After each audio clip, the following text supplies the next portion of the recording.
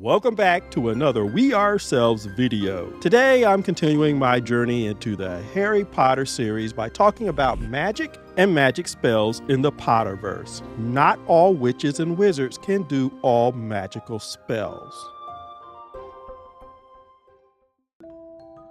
I mentioned in the previous video that I attended a HBCU as a graduate film student. Despite the large number of international students on campus, most of my fellow graduate students came from the US, the South in particular, and had similar deep religious backgrounds. One of my filmmaker friends, someone who was ahead of me in the program and was about to graduate, turned to me one day before leaving school. He had noticed me grappling with all the new concepts that I had been introduced to while on the college campus, and he said to me, "You're starting your knowledge journey. Just remember where you're from, what you were raised with, and you'll be fine. And you'll come back to what you know." I took his advice to heart, and I've used it to integrate all the new things that I learned over my life into the larger concept of myself. And when it comes to Harry Potter, and other fantasy series for that matter, I take the same approach. And I think it's helpful for anyone who comes to the series from a similar religious background to remember who you are, what you've learned, and not worry that you'll lose yourself in the mythos or anything satanic. For example, I've never bought a Harry Potter wand. I've never practiced casting spells on my fellow blurs, but neither do I mind other Harry Potter fans who do so. How could I? I have a lightsaber. Two, actually. I have a beautiful amethyst Mace Windu saber and a green Yoda lightsaber. Plus, I've been known to cosplay as a Jedi from time to time. Anyway, I have a Ravenclaw coffee mug and a lanyard I use every day. Yes, Ravenclaw is my house. I choose how far I go into purchasing merch from Harry Potter, but I've never seen it as straying into actual witchcraft or anything like that. You can be in the Potterverse without being part of it, if you know what I mean. That's what my friend meant that day back in college. Yeah, it took me a moment not to wince every time I read the word witchcraft in a Harry Potter book. But eventually, I came to see that I could enjoy the stories, the adventures, and the narratives without losing myself or my foundation in the process. And so that's why I'm doing these videos, comparing concepts in Harry Potter to real-world ideas. So let's talk about something I see new viewers trip over all the time. The in-universe reality that not all witches and wizards can do all spells. And there's another common misunderstanding that I also see new viewers trip over, and that's the fact that wizards can't fix everything with the wave of a wand. One question that comes up for first-time viewers relates to using magic to bring someone back from the dead. This question is understandable when it's revealed that there is a killing curse in Harry Potter. And they often ask, well, why can't you just use a spell to bring a person back? The easy and unsatisfying answer is, well, that's not how it works. That's the rules of the Harry Potter universe. Once a soul is gone or has moved beyond, you can't bring it back. And it's what we call the lore, the mythos, and world building for a series. It's the do's and don'ts, if you will, of the universe. But I think a better way to explain this is to relate it to the real world. How so? In our world, it's always been easier to destroy something than it is to build something. And it's almost like a law of nature in the universe. Take a beautiful house that may have taken months to build. You had all the plans, laying the foundation, putting up the frame, getting the permits. Everything that goes into building a house could take months or even longer. Yet, you can take a match and some fuel and burn the house down within hours. Likewise, you can injure or unalive somebody in seconds with a gun or a knife. But think about it. If first responders arrive in time, it could take hours for them and a trauma surgeon to save that person's life. Then you have the weeks and maybe months of recovery. I think J.K. Rowling, when she wrote the books, included this real-world aspect of magic, that it's often easier to destroy than it is to fix. And you can see that with the magic spells and the hexes that are used within Harry Potter. Plus, as I said, if your soul is gone, you can't come back. The movie series does a good job of explaining that aspect. And spoiler alert, if you haven't seen the movies, you'll want to stop watching this video now and go watch them. Voldemort understood that once his soul was gone from the body, it was gone. It's why his plan always involved finding a way to keep his soul are a part of his soul on this side of the veil, so to speak. You cannot bring back the dead. And there's even the story from the Deathly Hallow movies where a person tried to use the resurrection stone to do that. And what they got back was nothing but a zombie, a soulless creature. And that's a key thing to understand. There's no magic to bring a soul back, and they say it over and over in the series. And it's for that reason there is no magic trick. There is no wave of the wand to undo somebody's soul going over or going beyond. The second thing that people need to realize is that not all wizards can do all magics, and which is the title of this video.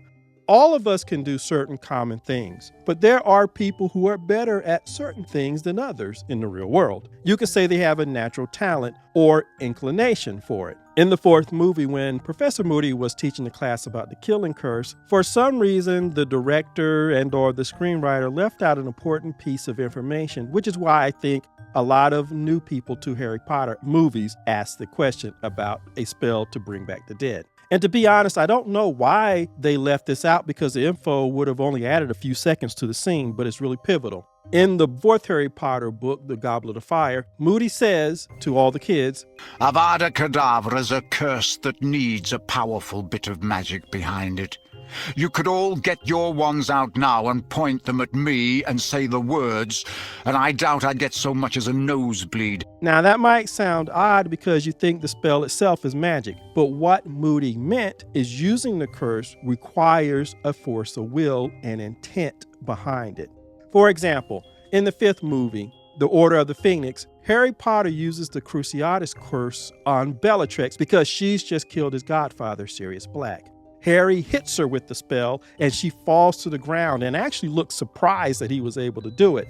But then Harry stops. Why? Because Harry isn't a killer. He doesn't have that instinct, desire, or will to torture Bellatrix, so he hesitates. And that's when Voldemort shows up and says to Harry, You've got to mean it, Harry. She killed him. She deserves it. And he also says, You know the spell, Harry. And that's what Moody was saying to the students in that class. It's not a matter of just saying the spell or knowing the spell.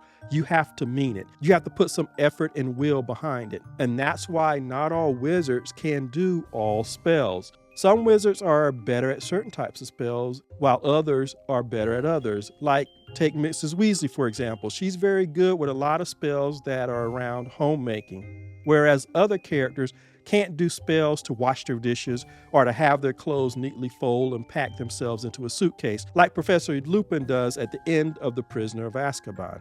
In the fifth book, The Order of the Phoenix, you have Tonks say this while trying to help Harry pack up his room.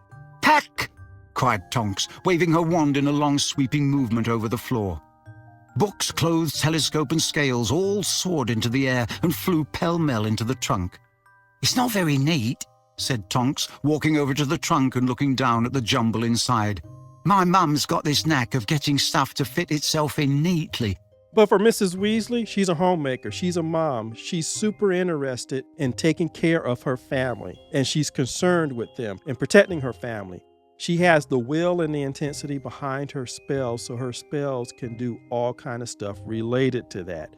When Fred and George start their store, Weasley Wizard Whizzes, in the sixth movie, there's a scene where the twins explain to Harry that they sell a lot of protection charms because, believe it or not, many adult wizards can't do a decent protection charm to save their lives, literally. Right now, the law of attraction and manifestation is a really big thing with a lot of people.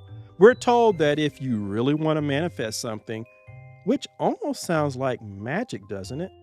You have to find the feeling. Just saying the words or just imagining you want this or that thing, person, or situation isn't enough. You have to find the corresponding feeling that you would experience if you had the thing you desired. Isn't this what the Expecto Patronum lesson between Harry and Lupin is all about? Lupin explained that to fuel the charm, Harry needed to think of a really happy memory. But when Harry failed the first time and explained to Lupin about his memory, what did Lupin say to him? That's not good enough, not nearly good enough. So Harry went deeper, and just imagine what he'd experience if he got his greatest wish, and that's to talk to his mom and dad.